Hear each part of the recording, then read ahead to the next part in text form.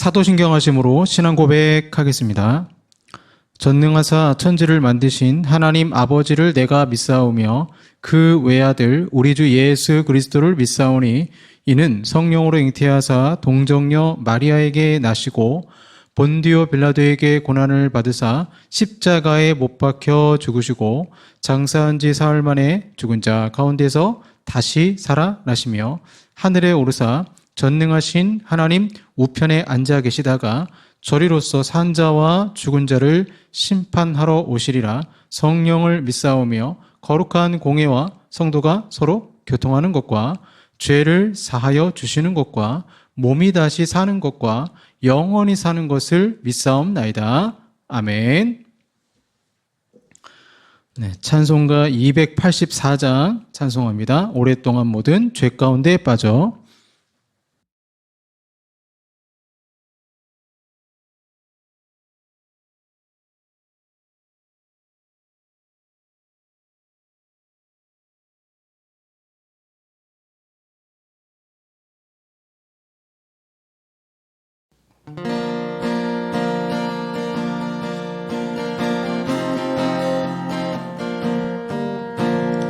오랫동안 모든 죄 가운데 빠져 더럽기가 한량 없던 우리들 아무 공로 없이 구원함을 얻어 하나님의 자녀 지금 되었네. 주의 그 사랑 한량 없도다.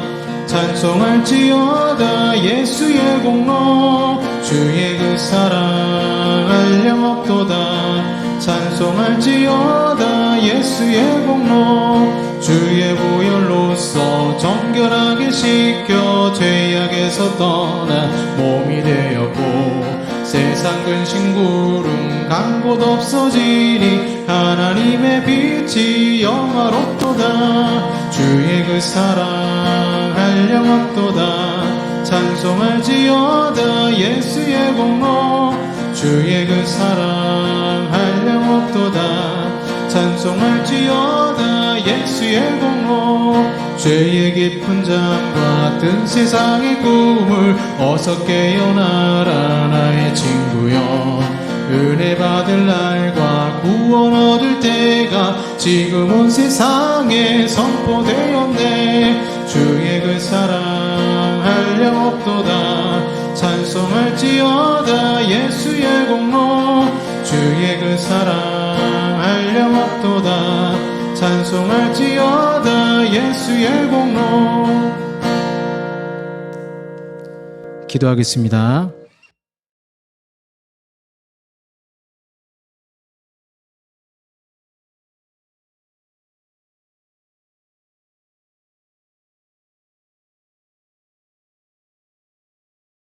한 주 동안도 은혜와 사랑으로 지켜주신 아버지 하나님 은혜 감사합니다. 세계 열방 가운데 현재 미국, 또 이스라엘, 이란, 또 중동 여러 지역에 전쟁이 확산되고 있습니다.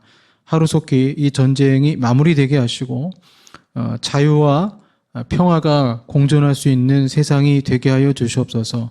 많은 이란 사람들, 국민들이 죽고 있고 또 억울한 피해를 당하는 주변 국가들도 있습니다. 하나님, 정치인들의 욕심에 의해서 비롯된 이 전쟁이 또한 그렇게 세상 권세 잡은 자들이 전쟁을 일으킨다 할지라도 하나님은 그 전쟁을 통해서 하나님의 나라와 하나님의 뜻을 이 땅 가운데 실현시키심을 주여 믿습니다.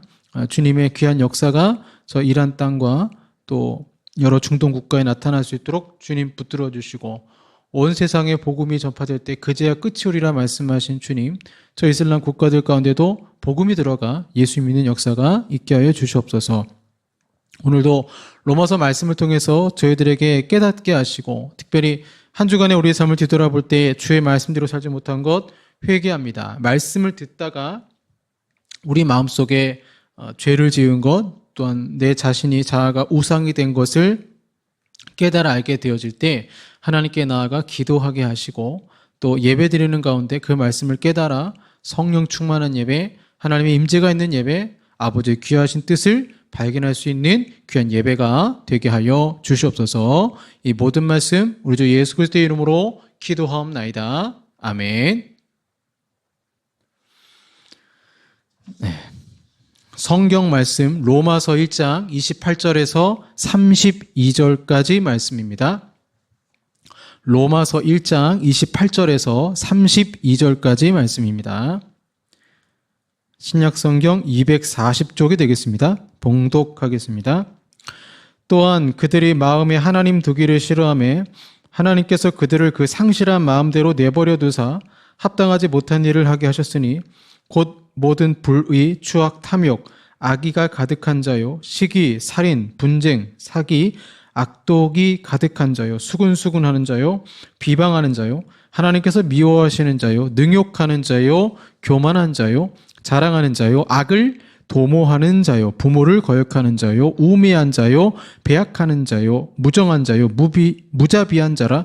그들이 이 같은 일을 행하는 자는 사형에 해당한다고 하나님께서 정하심을 알고도 자기들만 행할 뿐 아니라 또한 그런 일을 행하는 자들을 옳다 하느니라. 아멘. 오늘 유기된 자라는 제목으로 말씀 나누도록 하겠습니다. 자, 하나님께 버림받은 사람은 그 마음에 하나님 두기를 싫어하는 사람입니다. 그 원인 제공이 하나님께 있다라고 책임을 돌릴 수 없는 것이 일단 그 영혼 자체가 자신의 마음 깊은 곳에 하나님을 두기 싫어하는 것이죠. 마음으로 번역된 헬라어 에피그노시스는 머리로 습득하는 지식이 아니라 마음속 깊은 곳으로 받아들이는 지식을 의미합니다. 즉 하나님께 버림받은 사람, 유기된 자는 마음으로부터 하나님을 알고자 하지 않는 사람입니다. 하나님에 대한 지식을 마음으로 원치 않는 사람이죠. 제가 최근에 달라스 윌라드가 쓴 마음의 혁신을 보면서 하나님이 부르신 성도는 반드시 내면의 변화를 받아 영성을 추구한다라는 그런 내용들이 반복적으로 등장하고 있습니다. 범죄를 저지르는 자식이 부모를 생각한다면 더 큰 범죄를 짓지 않게 됩니다. 마음 깊은 곳에 하나님이 없기 때문에, 그래서 그 책에도 하나님을 두려워하지 않는 것이 굉장히 심각한 문제라고 표현을 하고 있거든요. 하나님을 두려워하는 마음이 없기 때문에 오직 모든 생각과 마음이 자기의 자아로 가득하여서 자신이 인생의 주인이기 때문에 하나님은 그냥 심판하시는데 상실한 마음대로 내버려 두신다라는 것이죠. 여러분, 자동차가 브레이크가 없을 때 사고 나는 것처럼 마음에 하나님이 없으면 인간의 욕망은 폭발하게 되고 인생 브레이크가 망가져서 가속 페달 밟다가 반드시 사고 한번 나겠죠. 그러면 인생의 뒤안길을 생각하면 내가 무엇을 놓치고 있는지 한번 되돌아볼 만도 한데 참 사람은 변하지 않습니다. 이유는 그 마음에 하나님이 없기 때문입니다. 그래서 모든 생각이 어떻게 하면 더 많은 죄를 지을까 골몰하는 것이죠. 그래서 뭐든지 끝을 보는 것입니다. 이번에 미국, 이스라엘과 그 다음에 이란의 전쟁으로 주식이 폭락했습니다. 또 올라가기도 했습니다. 올라갔다 내려갔다 근데 계속 폭락하고 있죠. 그런데 모든 생각이 주식 쪽에 가 있는 사람은 아마 트럼프가 자기 앞에 있으면, 트럼프 대통령이 자기 앞에 있으면 죽이고 싶은 마음에 충동 조절하지 못하고 어떻게든 가야 할지도 모릅니다. 또한 주식이 계속 떨어지고 전쟁이 장기화되면 조금 손해볼 때 팔아야 되는데 절대 못 팔아요. 하나님이 마음이 없으면 갈 때까지 가는 것입니다. 도박하는 사람들 보세요. 집 문서, 땅 문서 날려도 합니다. 그것이 인간의 연약한 마음인 것이죠. 그렇다면 어떻게 해야 우리가 하나님을 알 수 있겠습니까? 우리는 당연히 성경 말씀과 기도뿐이잖아요. 당연히 성경 말씀과 기도뿐입니다. 그 이외에 하나님을 알 수 있는 방법은 없습니다. 말씀을 제외시키고 기도만 하면 하나님을 알 수 있습니까? 결코 아니에요. 하나님께서는 말씀으로 우리에게 당신의 뜻을 전하시기 때문에 그렇습니다. 자신이 하나님을 믿음에도 불구하고 하나님 앞에 무릎 꿇고 말씀을 배우는데 전혀 시간적인 드림이 없다면, 그러고도 이것을 당연하게 생각한다면 하나님을 믿지 않는 사람들과 다를 바가 없지요. 진정한 그리스도인이라면 말씀과 기도 어느 하나에 너무 치우치지 않고 두 가지 모두를 가까이 하는데 자신의 시간을 내어야 하는 것이죠. 그런 의미에서 우리가 예배 드릴 수 있다는 게 정말 복이에요. 성경 말씀을 중심으로 예배 드리기 때문에 만약에 이 자리에 도박 중독자가 이날 같이 예배를 드린다면 그들이 마음이 하나님의 말씀으로 변화되지 않겠습니까? 무언가를 받아들여야 깨닫는 것이고 깨달아야 마음이 바뀌는 것이고 바뀐 마음으로 삶을 대하는 자세, 태도도 달라지는 것입니다. 그러니 하나님을 아는 것과 성경 말씀을 깊이 이해하는 것이 인생에 있어서 정말 귀한 시간이 되는 것이죠. 성경에서 알미라는 것, 뭔가를 안다라는 것은 기노스코잖아요. 동거를 뜻합니다. 즉 하나님과의 동거, 인격적 동거를 통해 이 세상에서 하나님 나라를 이룰 수 있죠. 여기에 마음에 해당하는 헬라어 누스는 이성을 의미합니다. 인간과 동물을 구별하는 것 중에 하나가 이성이죠. 인간을 가리켜 이성적 존재라고 하는데 이 이성은 반드시 양심의 지배를 받아야 합니다. 이성이 양심을 떠나면 무섭게 타락합니다. 과학자가 양심을 떠나면 그 과학이 사람들을 죽이는 과학이 될 수도 있죠. 양심은 진리이신 하나님의 말씀의 토대 위에 있어야 합니다. 그래야만 이성이 하나님께서 주신 은사로 작용을 해요. 만약 양심이 하나님의 말씀을 떠나 타락하면 이성 역시 타락하고 맙니다. 타락한 이성은 동물과 같은 그런 본성, 인간의 본성을 강화시키는데 그래서 이 타락한 이성이 흉기가 되는 것입니다. 마약과 각종 중독과 여러 가지 죄악들을 보세요. 어떤 죄는 저 사람 양심이 있는 거야? 묻지 않을 수가 없어요. 그런데 진짜 양심이 없는 거예요. 말씀이 우리 양심을 회복시키고 이 양심은 채 역할을 합니다. 예전에 집에 채가 있었는데요. 채가 있으면 굵은 곡식, 나달들은 남고 작은 돌이나 모래는 채를 통과해서 떨어집니다. 양심이 채 역할을 하고 이성은 채를 더 촘촘하게 만듭니다. 그러니 양심이 회복되면 이성, 곧 마음이 정심이 되기 때문에 발을 정자죠. 그래서 말씀대로 사는 것입니다. 그런데 인간이 죄를 지으면 그 죄로 인해서 양심은 화인맞고 이성은 마비되어 하나님 말씀이 아니라 자기 판단, 자기 생각이 본인의 율법이 되기 때문에 죄를 지어도 그럴 수 있지 뭐 하고 타협하는 것이죠. 그런데 무서운 심판이 그런 사고방식의 사람들의 생각을 하나님이 그냥 내버려 두심으로 뇌물 받는 정치인들이 감옥에 가는 것처럼 감옥에 간다거나 더 무서운 감옥, 그런데 우리 인생 뒤에는 더 무서운 감옥, 믿지 않는 사람들에게는 지옥불에 떨어지는데 하나님이 그들을 신경 쓰지 않겠다라는 거예요. 이것이 유기, 그냥 내버려두는 무서운 심판인 것입니다. 또한 28절에서 마음을 상식하는 상실한이라는 말은 황폐한 혹은 타락한 이란 뜻입니다. 즉 상실한 마음은 하나님을 떠나 황폐하고 타락한 이성을 뜻합니다.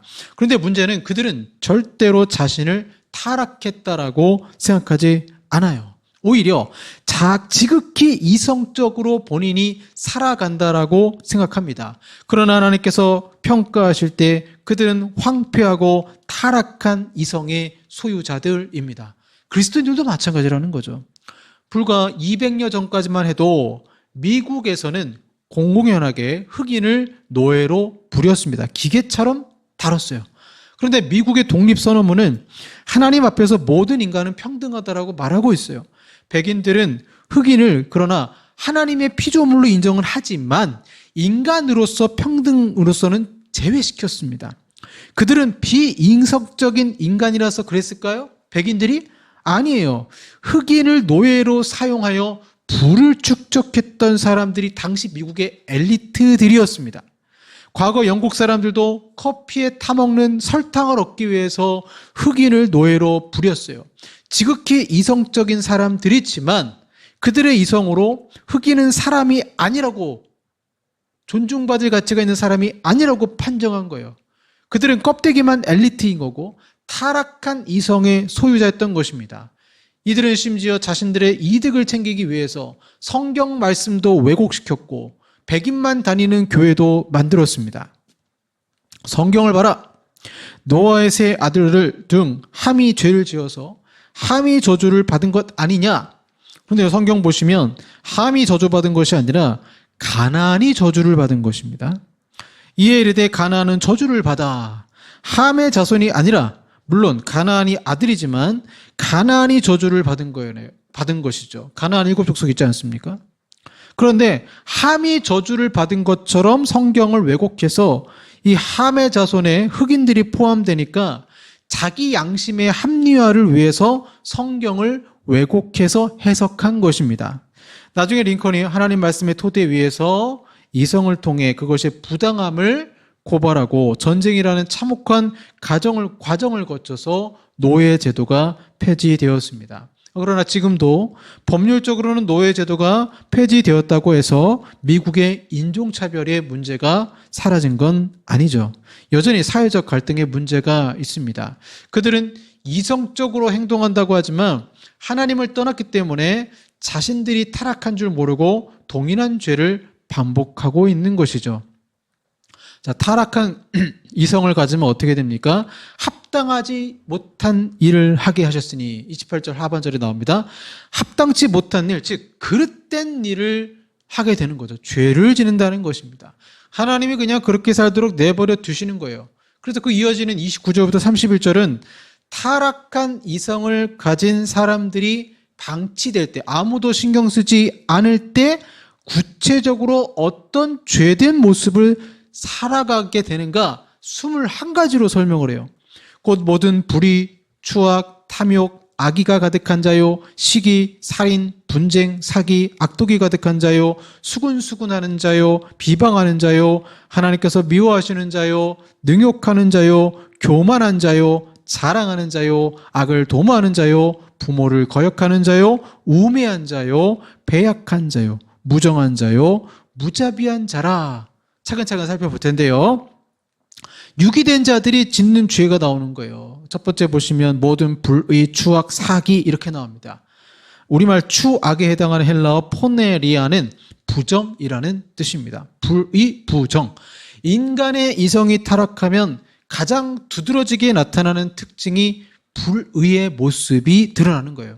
우리는 불의를 말할 때 흔히 정치하는 사람들과 연관지어서 생각하는데 성경에서 말하는 불이란 뭐냐면 나의 유익과 안위를 위해서 남에게 해를 끼치는 것을 말합니다.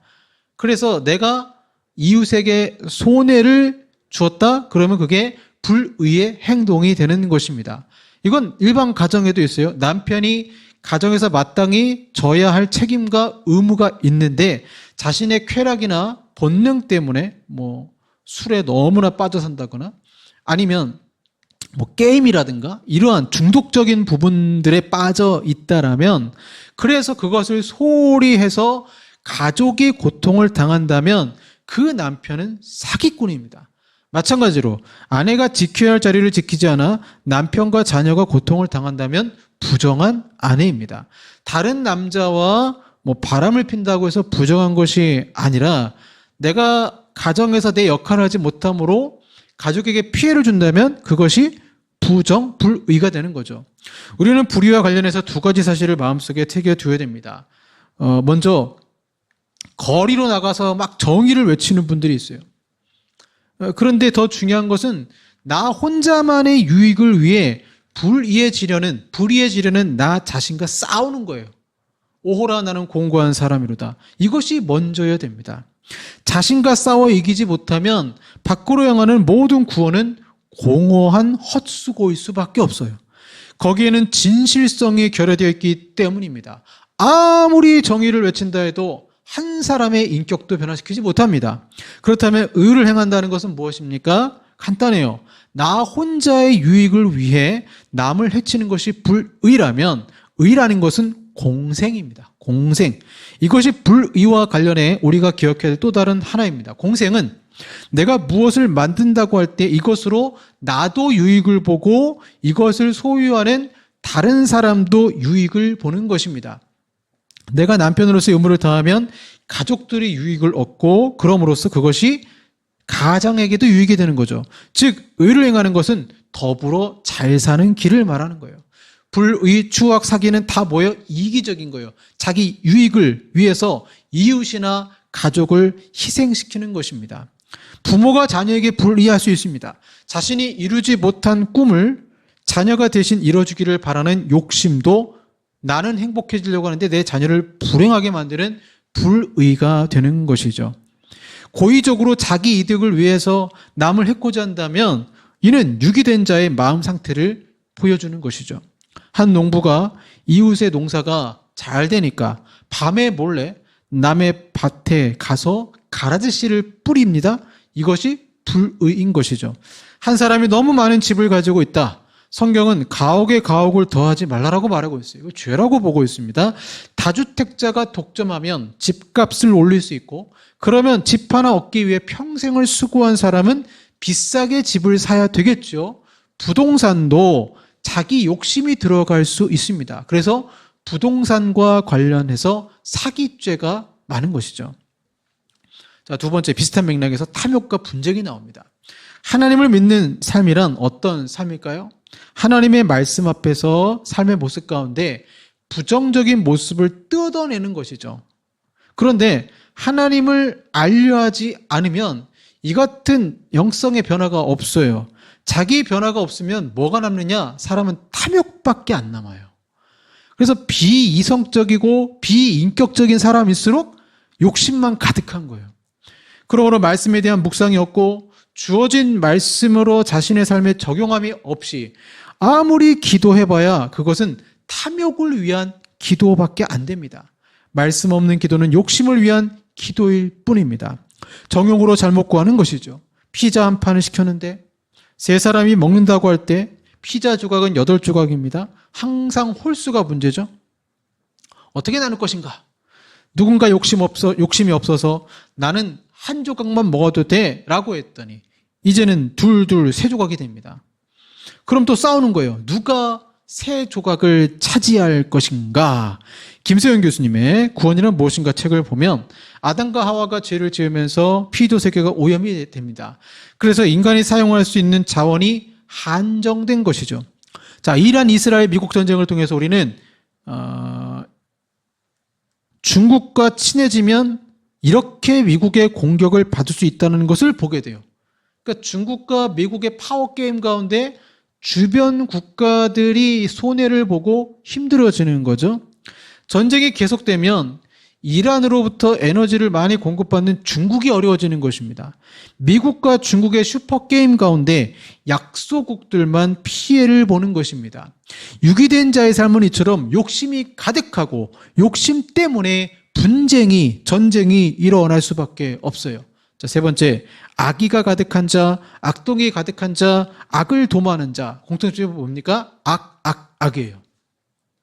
사람의 마음은 금형 같습니다. 금형. 금형이란 뭐냐? 우리 이제 붕어빵 기계가 있잖아요. 그러면 붕어빵 틀에다가 이제 양심 있는 분들은 팥을 많이 넣어가지고 반죽을 해서 틀에 넣어서 딱 찍어내면 붕어빵이 되죠. 최고급 밀가루를 넣든 최하급 밀가루를 넣든 붕어빵이 됩니다. 하지만 국화빵 만드는 틀에서 절대로 붕어빵이 나올 수는 없죠. 자신이 어떤 사람인가라는 것을 알기 위한 간단한 방법이 있죠. 내가 귀로, 눈으로 어디에 주목하는가? 사람은 자신의 인풋이 통해서 무엇을 받아들이느냐에 따라 아웃풋이 나오는 거예요. 전기 전공한 사람들은 이걸 잘 알아요. 인풋 220V냐 110V냐 그거에 따라 아웃풋이 달라지는 거예요. 왜입니까? 나 자신이 금형 모듈을 갖고 있어요. 틀을 가지고 있어요. 그래서 이 나의 틀이 악이라면, 내 마음의 틀이 악이라면 악의가 가득하고 악독이 가득하고 악을 도모할 수밖에 없다라는 것입니다. 그래서 악이 가득하면 나오는 것은 다 악한 것들이에요. 그래서 그러한 것들이 행동으로 드러나게 되어 있습니다. 말로 드러나게 되어 있습니다. 나 자신이 약하면 아무리 남이 선한 이야기를 해도, 내가 아무리 선한 것을 보아도 그 선한 것은 악한 것으로 나오게 돼요. 내 금틀이, 금형틀이, 마음의 틀이 악하기 때문에. 예수님은 사람의 입으로 들어가는 것으로 인해 사람이 더러워지는 것이 아니라 인간의 마음에서 더러운 것이 나온다라고 했습니다. 로마서 12장 예배에 대해서 말씀하실 때 컨펌 트랜스폼이 나와요. 그래서 컨펌, 이 세상에 대해서 그냥 컨펌 받아들이는 거예요. 근데 이걸 트랜스폼, 바꾸라는 거예요. 틀을 바꾸라는 거예요. 하나님은 은혜로 삶의 틀을 바꾸는 것이 참된 산 제사다. 예배라고 말씀하시는 것입니다. 악을 넣으면 악이라는 틀에 악이 나와요. 그런데 악을 넣는데 종교라는 틀에 넣어서 겉으로는 분명 붕어빵인데 붕어빵 안에 매운 겨자를 넣었다면 못 먹습니다. 이를 성경은 회칠한 무덤이라고 말씀하는 것입니다. 유기된 자들은 자신의 마음에 선한 것을 넣지 않기 때문에 겉으로는 멀쩡한 것 같아도 속은 악한 것이 있어서 언젠가는 정체가 들통나게 되어 있습니다. 네 번째, 수근수근하는 자, 비방하는 자입니다. 일반적으로 수근수근하는 사람은 어떤 내용을 가지고 수근수근거릴까요? 남을 살리기 위해서? 아니요. 떳떳하지 못하고 남을 험담하고자 할 때, 어떤 정치적 싸움을 할 때 수근수근합니다. 당당하게 이야기하지 못하고 소곤소곤 속삭입니다. 자기 속에 그런 것이 차 있으니, 악이 차 있으니 그런 말이 나올 수밖에 없는 거예요. 그런데 여러분, 이런 수근수근하는 내용들을 보시면 정확한 정보에 입각한 것이 아니라 다 추측이에요. 인간의 마음이 얼마나 악한지요. 한 연예인이 악성 댓글과 소문으로 피해를 봤어요. 그래서 법정에서 이겼어요. 그 거짓 소문이라고. 그런데 꼬리표가 계속 붙어 다녀요. 아, 저 연예인 바람 피웠대. 가정에서 이중적이래. 이런 식으로 사람을 매도합니다. 솔로몬이 일평생을 살면서 조심해야 할 것들을 잠언을 통해 가르쳐 주는데 그중 거듭 강조하는 것이 말이고, 야고보서에서도 말을 다스리는 게 어렵다고 말씀하고 있습니다. 많이 수근수근하는 것을 낙으로 삼는 사람이 있다면 그는 버려진 이성의 노예가 된 것입니다. 그리고 또 꼭 수근수근하는 사람은 이 죽이 잘 맞는 사람이 꼭 있어요. 그 사람을 꼭 만나서 험담을 하는 것입니다. 이것도 성경에서는 큰 죄라고 말씀하고 있습니다.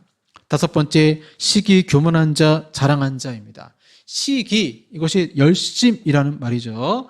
이 열심은 좋은 것이지만 우리가 잘못된 열심을 가지면 그 열심 때문에 실족하게 됩니다. 왜냐하면 잘못된 열심은 잘못된 경쟁을 낳죠. 팔꿈치 사회 책도 있잖아요. 그러니까 달리기를 할 때 팔꿈치를 써서 반칙을 하는 것이죠. 잘못된 경쟁을 하게 되면 모든 사람이 시기의 대상이 되는 것이죠. 모든 사람이 나보다 앞서는 것을 용납할 수 없어서 팔꿈치를 쓰는 것입니다. 그래서 이러한 사람들은 시기, 잘못된 열심과 교만, 자랑으로 나타나게 되어 있어요. 제가 고등학교 때 2등 하던 친구가 있었어요. 제가 이제 1등 한 적도 있었고 이 친구가 1등 한 적도 있는데, 제가 아파가지고 노트 필기를 못한, 수업을 빠져서 노트 필기 못한 게 있어서 친구한테 나 노트 좀 한번 빌려줘 했더니 안 된다라고 하는 거예요. 그래서 굉장히 좀 황당했습니다. 저 친구 교회 다니는데 왜 안 빌려주지? 근데 이제 집에 가서 생각해보니까 그럴 수 있겠다. 그럴 수 있겠다. 라이벌로 생각하면 뭐 노트를 안 줄 수 있겠죠. 그러니까 경쟁의식, 경쟁자로 생각한다고 하면 이것이 시기심으로 나타나게 되었어요. 잘못된 열정이죠. 여러분, 자식과 부모와 자식 간에 경쟁심이 있습니까? 없어요. 사랑의 관계죠.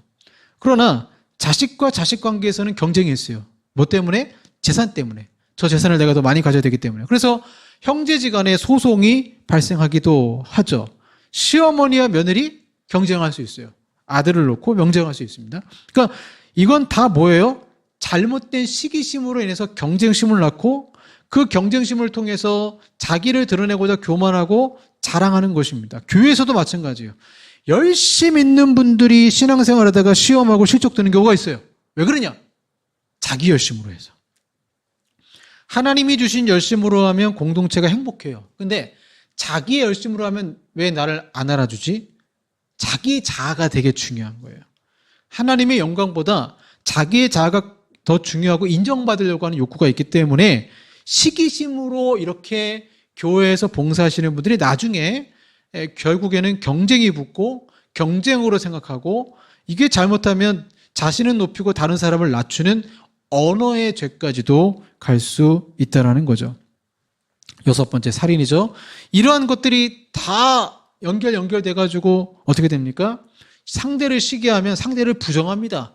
너는 없어져야 될 존재, 이렇게 생각하는 거예요. 그래서 죽이는 거예요. 그리고 뭐 사람을 칼로 죽이는 것만 죽이는 게 아니잖아요. 인격살이라는 것도 있지 않습니까? 내가 어떻게 하면 저 사람한테 창피를 주고, 이것도 죽이는 거예요. 어떻게 하면 저 사람을 저 자리에서 끌어내릴까? 그래야 직성이 풀린다라는 거예요. 상대를 깎아내려야 자신이 살아나는 것처럼 생각하는 것입니다. 하지만 결코 잊어서는 안 될 것이 있습니다. 내가 생각하기에 만약 어떤 면에서 남보다 더 앞서는 부분이 있다면 우린 겸손해야 됩니다. 그렇지 않으면 그로 인해 수많은 사람을 마음으로 살인하는 자가 될 수도 있습니다. 소설가는 소설가와 친한 법이 거의 없다라고 합니다. 서로 경쟁하는 마음이 크기 때문입니다. 돈 많은 사람은 돈 많은 다른 사람과 친해지지 못합니다. 자기보다 돈이 훨씬 많은 재벌과는 득이 될 것을 계산하며 가까이 할 수 있지만 재산이 비슷한 사람과는 경쟁 상대가 되기 때문입니다. 열왕기하 19장 31절은 여호와의 열심히 이 일을 이루리라라고 전하고 있습니다. 우리는 교회에서 사회에서 봉사의 삶을 살아야 됩니다. 하나님을 위해 일해야 됩니다. 그런데 어떤 열심을 가지고 하느냐가, 즉 자기 열심은 시기를 낳고 시기는 열등감을 낳고 그 열등감은 완벽주의로 나타나고 그 완벽주의는 때로는 상대방을 공격하는 형식으로 나타날 수도 있습니다. 자, 7번째, 하나님께서 미워하시는 자, 우매한 자가 나오고 있습니다. 하나님께서 미워하시는 자에 대한 성경의 각주를 보시면 또는 하나님을 미워하는 자라고 되어 있죠. 타락한 이성을 가지면 진리를 미워하게 되고 그래서 진리에 우둔하고 우매해집니다.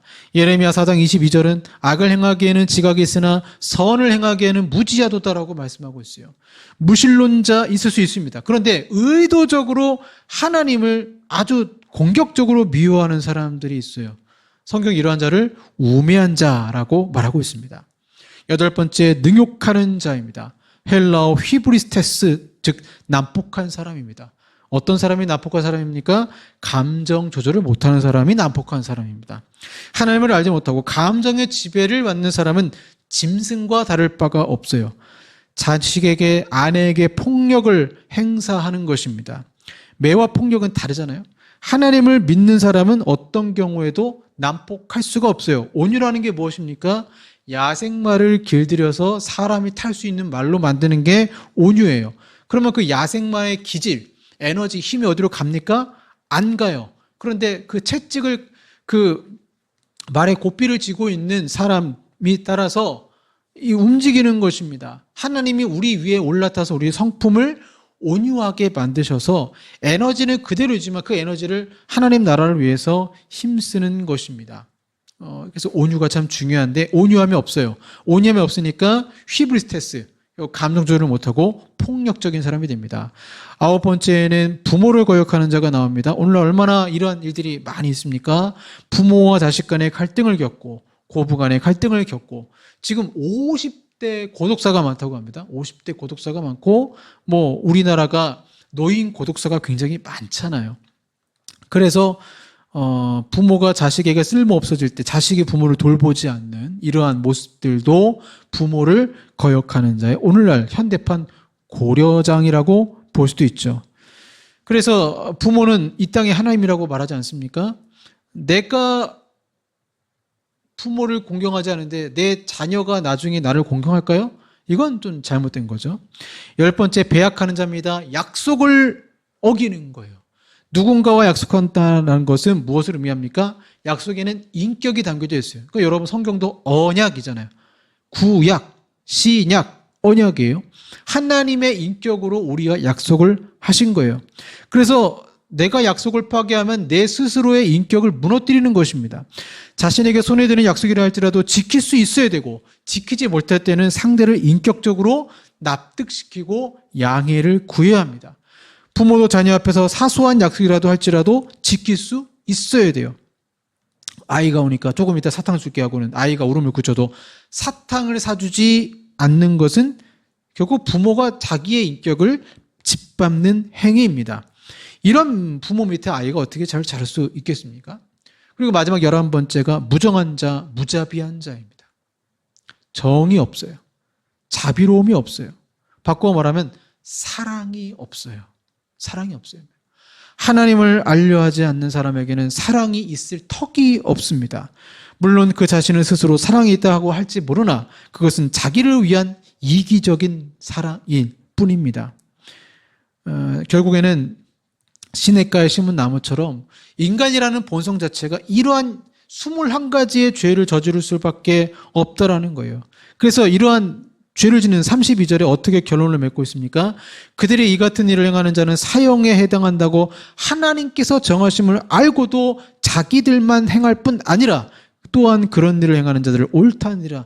자기만 죄를 지으면 되는데 그게 아니라 다른 사람도 죄를 짓게 만들고 그것이 또 정상적인 사회라고 가르치는 거예요. 기독교인들도 그러잖아요. 아이를 바보처럼 키우면 안 된다라고 생각하면서 정직하게 살면 안 돼. 이게 우리나라 부모의 연약한 모습 아니겠습니까? 그러한 모습 바라보게 될 때 참 우리가 전도하다 보면 내가 죄인이라서 예수님께 갈 수 없어 이런 분들도 있어요. 근데 어떻게 보면 그게 되게 솔직한 모습입니다.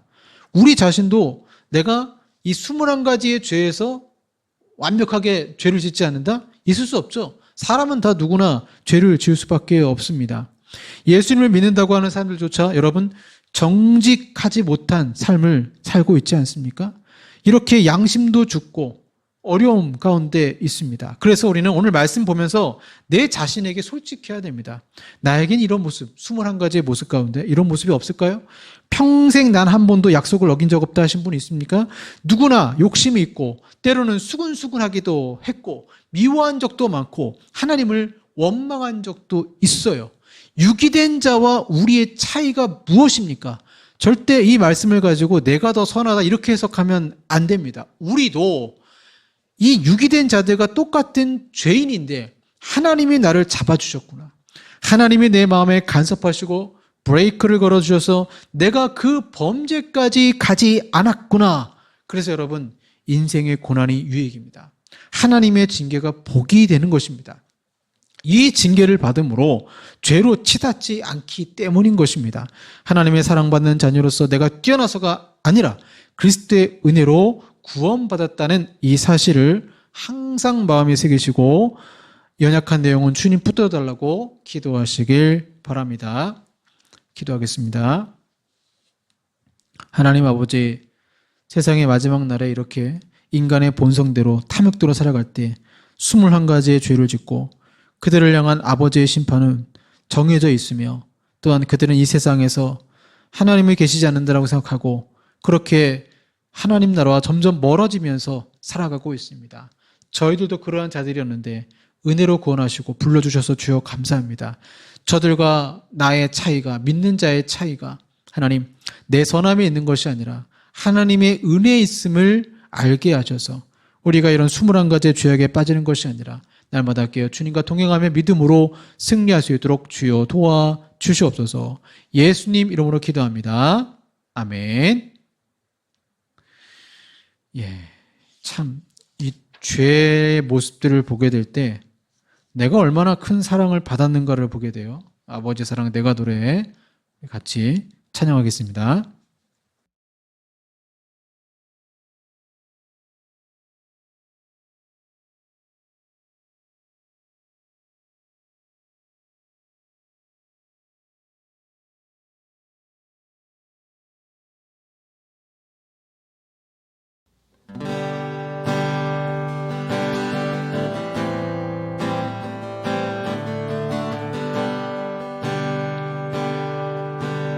아버지 사랑 내가 노래해 아버지 은혜 내가 노래해 그 사랑 변함없으신 거짓 없으신 성실하신 그 사랑 상한 갈 때 꺾지 않으시는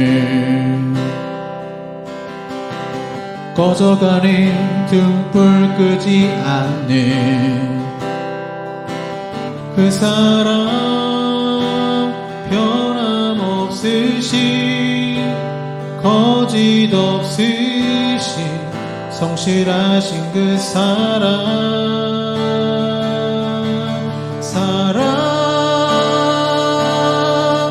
그 사람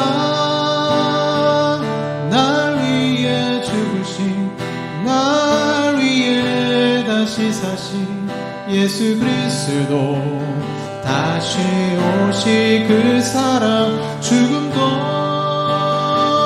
생명도 천사도 하늘의 어떤 권세도 끊을 수 없는 영원한 그 사람 예수 그 사람 날 위해 죽으신 날 위해 다시 사신 예수 그리스도 다시 오실 그 사람 죽음도 생명도 천사도 하늘의 어떤 권세도 끊을 수 없는 영원한 그 사람 예수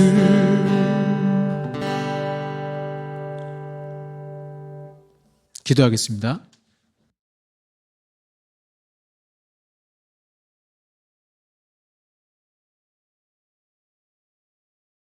스물한 가지의 죄를 지을 수밖에 없는 저희들 주님의 사랑으로 이렇게 하나님의 자녀로 삼아주시니 주여 감사드립니다. 그 은혜에 감사하며 11조 9제 선교 감사로 영광 돌려오니 주님 기쁘게 받아주시고 마음을 드린 자마다 주여 함께 하셔서 한 주간 살아갈 때 전쟁으로 인해서 참 불안하고 힘든 시대에 살아가고 있지만 물가는 오르고 정말 힘들고 어렵게 살아가고 있지만 주님의 자녀를 보호하심과 은혜가 넘치게 하시고 주의 성령으로 한 주간도 평안하게 역사하여 주시옵소서. 예수님 이름으로 기도합니다. 아멘. 지금은 우리 구주 예수 그리스도의 은혜와 성부 하나님의 사랑하심과 성령 하나님의 교제 교통 역사하심이 21가지의 죄가 아니라 하나님과 동행하며 거룩하게 살기 원하는 우리 사랑하는 성도들과 한국 교회 위에 영원토록 함께 있을지어다. 아멘.